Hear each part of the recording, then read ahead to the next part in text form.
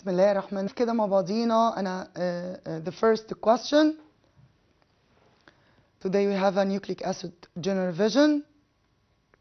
The first question here, choose DNA is similar with in the presence of phosphorus, okay, element in their structure.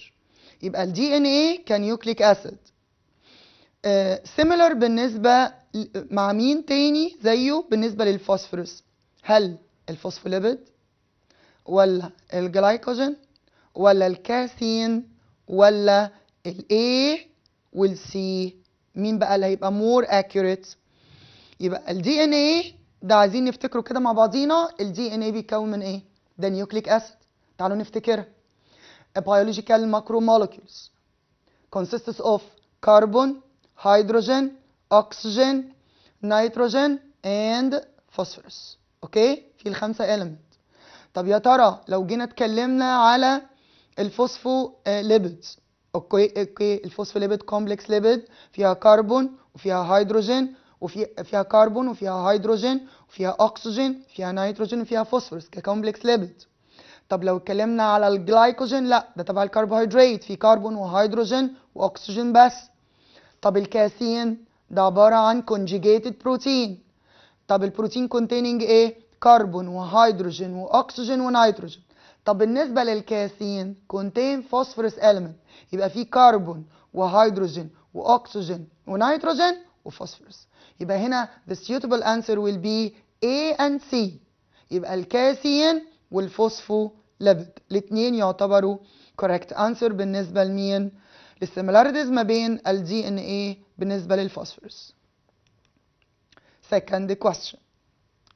Rat difference from rabbit. ليه هما different؟ Because the cells of each one of them contain ايه؟ different in organic molecules اللي هي الكربون والهيدروجين، different in large size organic molecules، different molecules of lipids، ولا different sequence of nucleic acid. عايزين نتكلم في النقطة دي مع بعضينا. طبعا ال suitable answer here ال DNA. ايه بقى ال DNA؟ طبعا احنا عندنا النيوكليك acid عندي منها two types، رايبونيوكليك acid اللي هو ال RNA، ودي اوكسي رايبونيوكليك acid اللي هو مين يا ولادي؟ اللي هو ال DNA. What is the difference between DNA and RNA؟ قال ال DNA عبارة عن nucleic acid that responsible for carrying all genetic traits. هو responsible for transferring genetic traits from parent to offspring. عليه التريتس بتاعتكم. طب التريت دي في صورة ايه؟ sequence of nucleotides. sequence ده بيعمل كود معين، الكود forming protein ده يا ولادي اللي بنسميه الجيناتيك تريتس. يبقى التريتس بتاعتي عبارة عن sequence من النيوكليوتايد found on the DNA. يبقى هنا ليه الرات different from the rabbit؟ ده نتيجة different in the sequence of the DNA. Next question.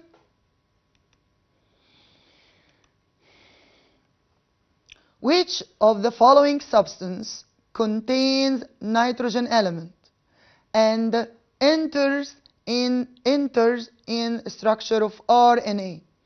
أنا عايزة nitrogen element موجود في ال RNA. النيتروجين element بالنسبة لل RNA موجود في ال nitrogenous bases. طيب أنا عندي هنا جايب لي يوراسيل دي nitrogenous base، سايمين nitrogenous base، ورايبوز ده يعتبر بنتوز شجر، ودي اوكسي رايبوز برضو بنتوز شجر. يبقى انا كده مضطريه اختار حاجه من الاثنين، يا ترى اليوراسيل ولا السايمين؟ بما انه بيتكلم على الار ان اي يبقى انا هنا هختار مين؟ اليوراسيل. لو كلمني على الدي ان اي يبقى انا هختار مين؟ السايمين. يبقى انا حددت من النيتروجين element موجود في النيتروجينوس بيز. طب نيتروجينوس بيز عندي منها 2 يوراسيل وسايمين. طيب قال لي الار ان اي، بما انه قال ار ان اي يبقى انا هنا بختار مين؟ اليوراسيل، لان اليوراسيل nitrogenous base found in RNA not found in DNA. Next question. which of the following substance contain nitrogen element that enter in the structure of DNA. ده بقى النقطة التانية. nitrogen element برضو بس هنا found in ايه؟ DNA. نفس الانسر هنا هنختار يا ترى اليوراسيل ولا الثايمين؟ طبعا الثايمين لانه الثايمين found in DNA not found in RNA. وليه اخترت nitrogenous basis؟ علشان هنا nitrogen element. Next question. The chemical formula, the molecular formula of deoxyribose sugar. طبعا يا ولادي عايزين نفتكر ان deoxyribose sugar ده اللي موجود في ال DNA. طب what's meant by deoxy؟ يعني الاكسجين هنا decreased. يعني الطبيعي البنتوز شوجر، يعني لو بصينا للفيرست تشويس عندي C5 يبقى الكربون هنا 5 كربون. طيب الاتش هنا كام؟ 10 لان هنا النمبر اوف هيدروجين لان دي كربوهيدرات، النمبر اوف هيدروجين دبل ذا نمبر اوف كربون يبقى صح. طب والاكسجين، الاكسجين ايكوال ذا نمبر اوف ايه؟ اوف كربون لان الريشيو بتاعت الكربوهيدرات 1 to 1 بالنسبه للكربون والهيدروجين والاكسجين. يبقى ده يعتبر ريبوز شوجر. طيب ريبوز شوجر ده الطبيعي. طب انا عايزه دي اوكسي يبقى انا عايزه الاكسجين اقل. طب تعالوا كده نشوف C6 يبقى C6 ده مش بنتوز. C6 ده ايه؟ ده كده عنده 6 كربون يبقى الاختيار ده مش هكمل فيه. طب C5 يبقى تمام. H10 تمام. H10 دبل. طب O4 تعالوا نبص بقى لدي، هنا الاكسجين ديكريز، هنا الطبيعي كان الاكسجين 5 لكن هنا الاكسجين هيبقى ايه؟ 4 يبقى دي السيوتبل ايه؟ انسر. يبقى ده الدي اوكسي ريبوز. لو كان عايز الريبوز كنا اخترنا نمبر A، انما نمبر B ونمبر D دول يعتبروا ايه؟ كربون 6 فبالتالي دول ما يخشوش عندي في الدي ان اي ولا الار ان اي لان دول contain 6 كربون. يبقى انا كده كان الاختيار ما بين الريبوز اوكي والدي اوكسي ريبوز. ما معنى دي اوكسي ريبوز؟ ان الاكسجين هنا ايه؟ decrease 1. Next question. DNA consists of nucleotides. ال DNA البيلدينج يونت بتاعته ايه؟ nucleotides. A group of nucleotides forming DNA. صح كده؟ ال DNA is responsible for transferring the genetic characters from the parents to offspring. كده ال two statements زي ما انتم شايفين. يبقى الأولانية إن ال DNA consists of nucleotides combined together أكيد دي ال first statement أكيد دي right. ال DNA responsible for transferring the genetic character أو ال genetic traits from parents to offspring بينقل الصفات الوراثية من ال parent لل offspring طبعا لأن هو عليه sequence of nucleotide والsequence دوت بيشيل ال genetic traits. يبقى ال first statement is correct and the second is wrong. طبعا الاختيار ده غلط. The two statements are correct and related يعني متصلين ببعض والاتنين صح. Okay. The two statements are correct and unrelated. The two statement is wrong. طبعا the suitable answer here will be the two statements يعتبر correct و related بما ان النيوكليوتايد السيكونس من النيوكليوتايد هو اللي عبارة عن التريتس بتاعتي فبالتالي ال two statements is related. Next question. Which of the following is not a monomers؟ مين مش monomers؟ الجلوكوز أكيد مونيمر لمين؟ للكربوهيدرات. الأمينو أسيد أكيد مونيمر لمين؟ للبروتين. النيوكليوتايد هي المونيمر بتاعة النيوكليك أسيد. طب مين البروتين؟ ده البروتين بوليمر يبقى دي السيوتبل أنسر عندي. Next question. The number of hydrogen atoms in ribose sugar. احنا متفقين ان الريبوز شوجر انا لسه مكلماكم contain 5 كربون. طيب الريبوز عنده 5 كربون بالنسبه للهيدروجين بقى الهيدروجين بيكون ايه؟ الدبل بيكون الايه؟ الدبل، لان الريشيو بتاعتي الكربون 1 يبقى الهيدروجين 2 يبقى الاكسجين 1. يبقى دلوقتي لما اقول ان الريبوز نمبر اوف هيدروجين هنا هيكون كام؟ لازم يكون 10، لان الريبوز كونتين 5 كربون يبقى 10 هيدروجين. طب لو سالتكم على الاكسجين، الاكسجين في الحاله دي هيكون كام؟ هيبقى 5، لان عدد الكربون قد عدد الاكسجين. Next question. When a living cell from the tobacco plant، يبقى أنا بتكلم على tobacco plant leaf growing in a nutritive media containing the radioactive nitrogen. يبقى دلوقتي ده وسط غذائي معين بيحتوي على نيتروجين radioactive element بنسميه N15. We find that all the following structure contain the radioactive nitrogen except. تعالوا بس نتكلم على السؤال ده عشان افهمه لكم. دلوقتي هو جاب بلانت وحط البلانت ده في نيوتريتيف ميديا، في وسط غذائي معين النبات هيعتمد عليه، بس حط فيه نيتروجين راديو اكتيف. ليه استخدم راديو اكتيف؟ عشان يقدر يتابع باستخدام الانسترومنت معينه فين مكان الراديو اكتيف ده، هيروح فين، هيخش في الاستراكشر اوف ايه. تمام كده؟ يبقى انا لو عايزه مكان هيعمل ابزوربنج للنيتروجين وهيخش في الاستراكشر، وهيخش فين؟ في الاستراكشر. تعالوا نتكلم على النيتروجين. النيتروجين دوت موجود فين؟ قال لي النيتروجين ممكن يبقى موجود في البروتين. النيتروجين بقى موجود في الفوسفوليبيد، صح كده؟ الفوسفوليبيد اللي هي عامله السيل ممبرين، صح كده؟ يبقى السيل ممبرين موجود فيه نيتروجين. كمان موجود في البروتين. البروتين برضو بيكون فيه نيتروجين. النيوكليك اسيد بيحتوي على نيتروجين. طب انا عايزه مكان ما فيهوش، مش هلاقي فيه النيتروجين. تعالوا كده نفتكر، يا ترى السيل وول كان بيلدينج فروم ايه؟ السيل وول يا ولادي بيلدينج فروم كربوهيدرات بولي ساكرايدز. مين يفتكر معايا؟ البولي ساكرايد دي يا ولادي كان اسمها ايه؟ سيلولوز. الكربوهيدرات، هل الكربوهيدرات الاليمنت اللي داخل في الباكرو مولكيولز دي في نيتروجين؟ قال لي لا، الكربوهيدرات كربون وهيدروجين واكسجين، كربون وهيدروجين وايه؟ واكسجين. يبقى في الحاله دي انا هختار المكان اللي هيخش في الاستراكشر بتاعه هو السيلولوز، يعني السيل وول، لان ده مش هيخش فيه الايه؟ النيتروجين. تعالوا نقرا كده التشويس مع بعضينا ونشوف مين السيوتبل انسر. The first point cell membrane. احنا لسه مكلماكم ان السيل ممبرين بيتبني من ايه؟ من الفوسفوليبيد. طب الفوسفوليبيد داخل فيها نيتروجين؟ خلي بالكم انا عايزه اكسبت حاجه مش داخل فيها. يبقى السيل ممبرين ايوه داخل فيها النيتروجين، هلاقي فيها نيتروجين راديو اكتيف.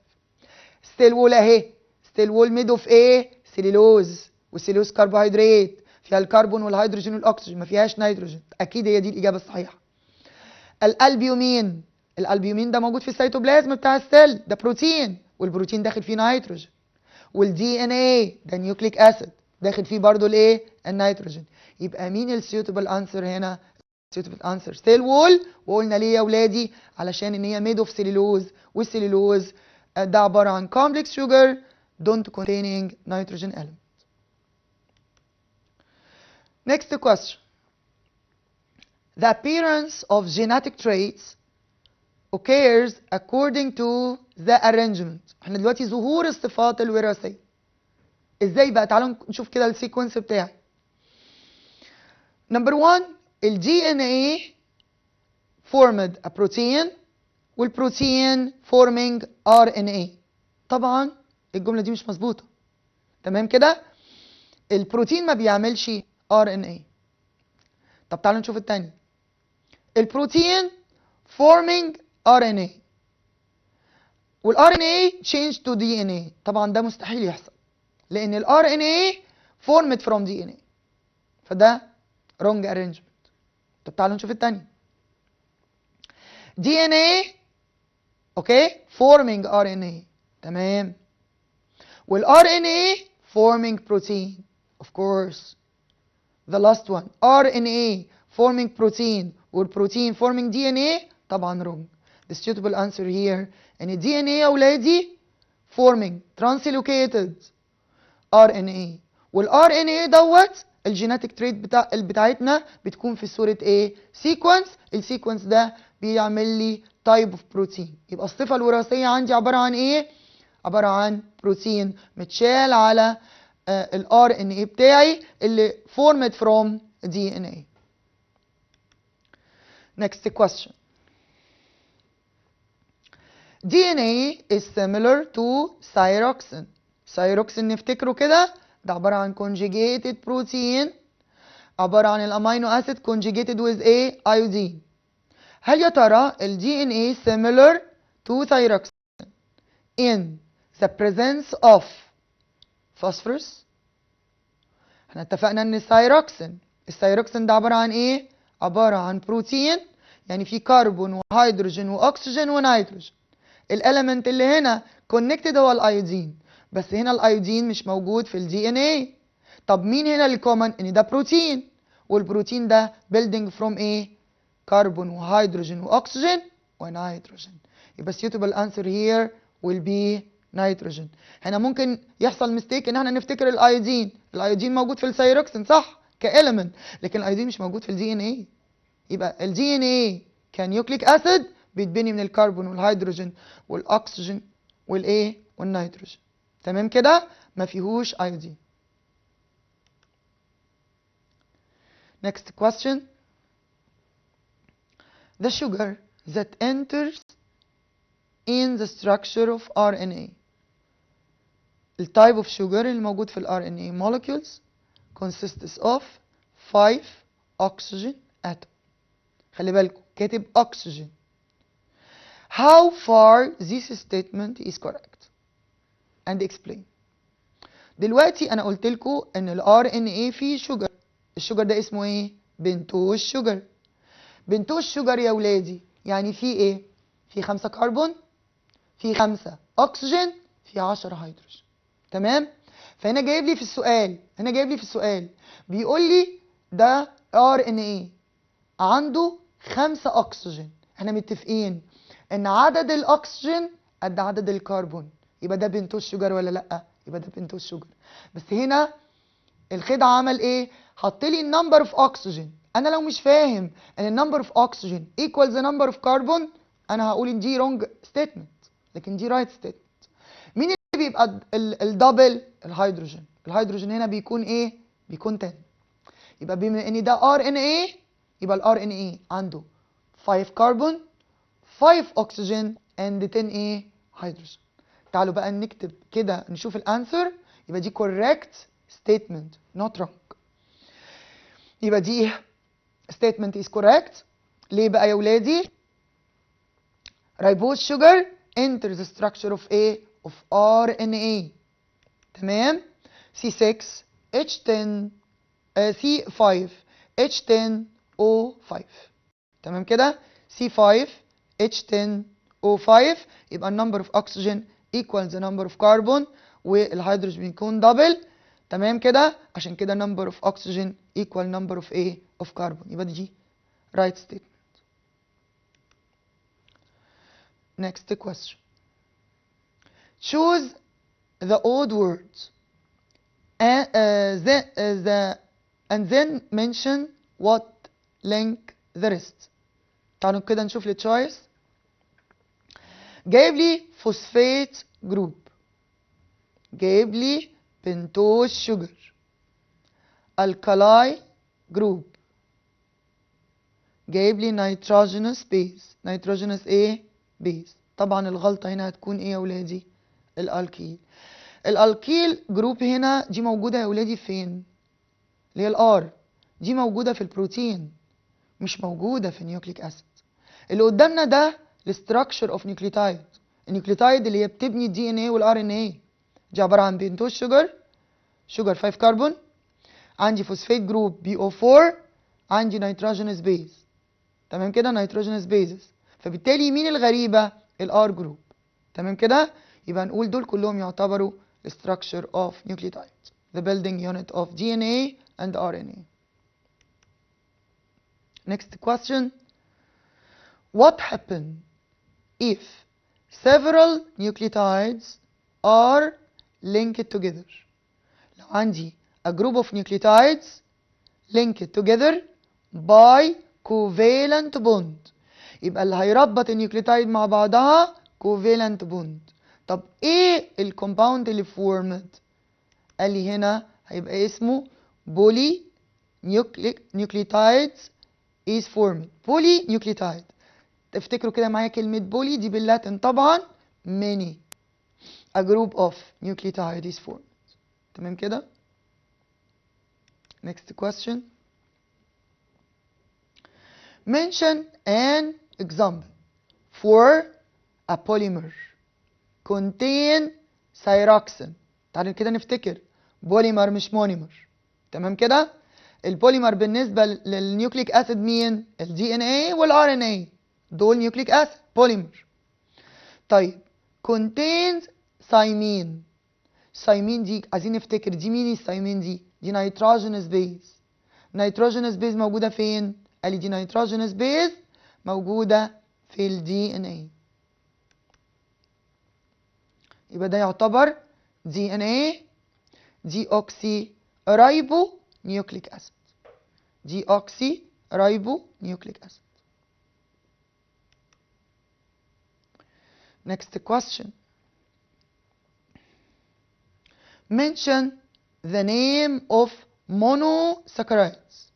أنا عايزة monosaccharides that enters in the structure of each of the following. أنا عايزة المونوساكرايدز المونيمرز الستارش and nucleic acid DNA.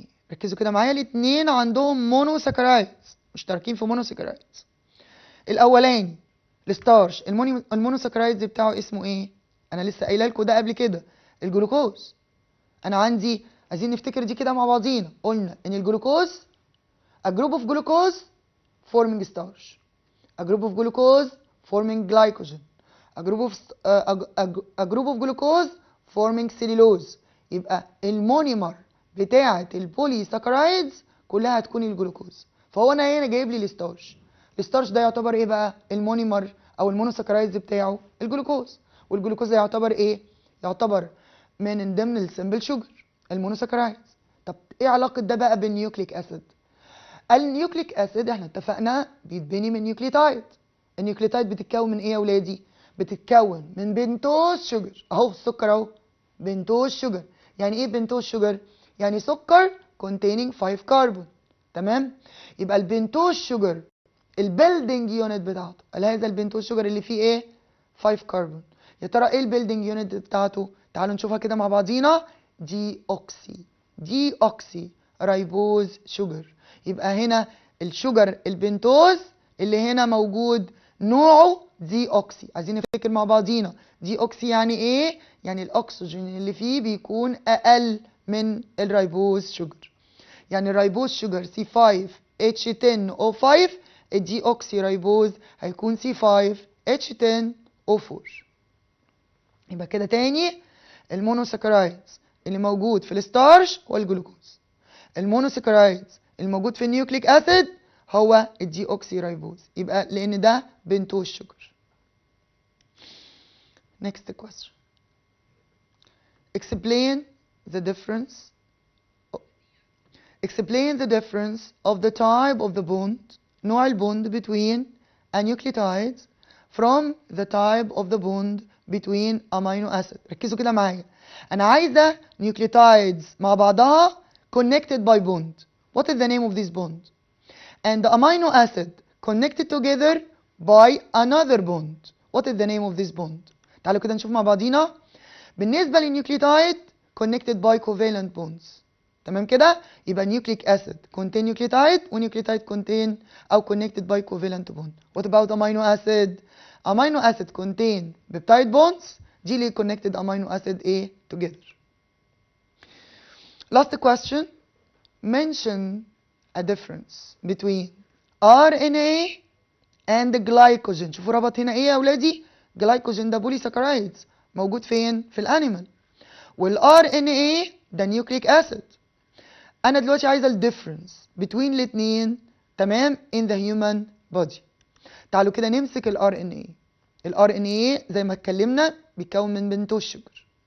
البنتوز شوجر ده منه ايه؟ نوع ايه؟ نوع ريبوز C5H10O5. طيب بالنسبه للجلايكوجين، الجلايكوجين ده عباره عن برضو complex sugar. تمام كده؟ it building from a group of glucose combine together. This is the last question today. Thank you for your listening. I will meet you again inshallah next week. Goodbye.